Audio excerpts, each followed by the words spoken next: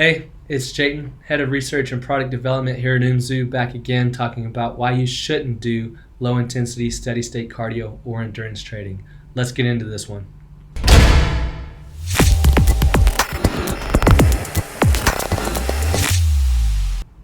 So, LISS, otherwise known as low intensity steady state cardio or endurance training, should not be utilized whenever you're looking to increase power output, increase strength, increase cognition, or increase longevity and health. Long distance running and chronic excessive endurance training has a major impact on our endocrinology.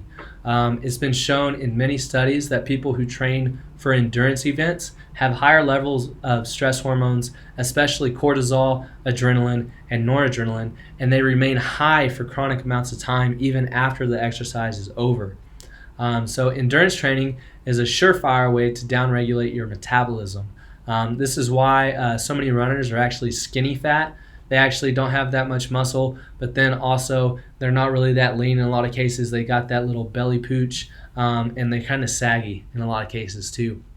So by utilizing chronic endurance training, you encourage these elevated stress levels. When this continues for a long amount of time, you then begin to encourage extremely elevated stress hormones, leading to an extremely catabolic state, which begins to downregulate the thyroid. It begins to lower the metabolism, encouraging muscle wasting, which further decreases the metabolism. This chronic elevation in a catabolic state because of the elevation in stress hormones leads to the breaking down of muscle tissue, which leads to the release of highly inflammatory amino acids like methionine, tryptophan, and cysteine that go on to harm the thyroid. They actually suppress the thyroid and cause less available T4 to be converted into T3 for the body to use.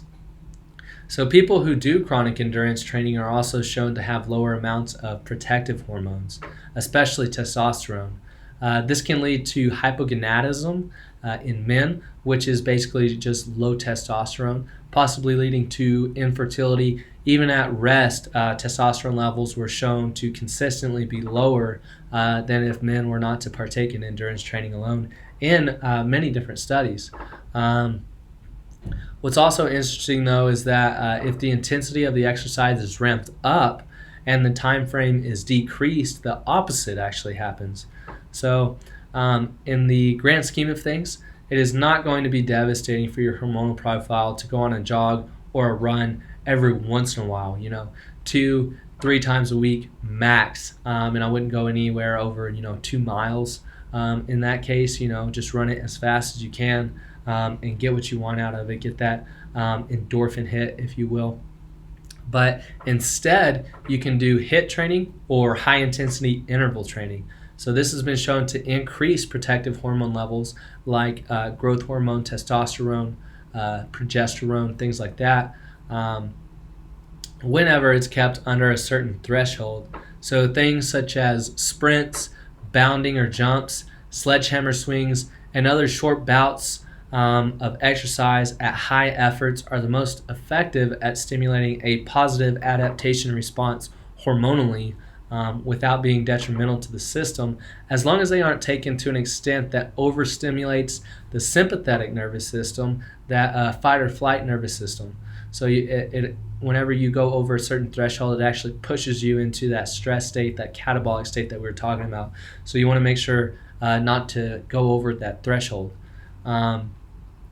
But HIIT training is also extremely beneficial for optimizing insulin sensitivity of the muscle. So because this is very explosive, it actually activates the type 2 muscle fibers and allows for a better reception of blood glucose into the muscle. If you want to see a video over how to do HIIT training without going over the stress threshold, please like this video and comment below. But anyways, that's really all I have for you guys today.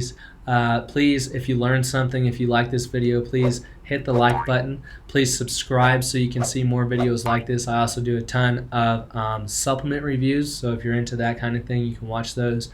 Dr. Matt is actually posting some awesome videos on this channel as well. So if you're curious about pain, inflammation management, things like that, please check him out. I also have a newsletter that you can sign up for with the link in the description below.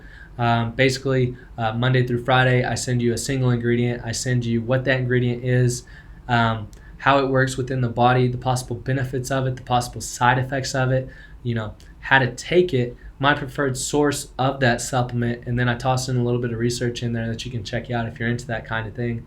And then also every once in a while I have some goodies in there from UMZU.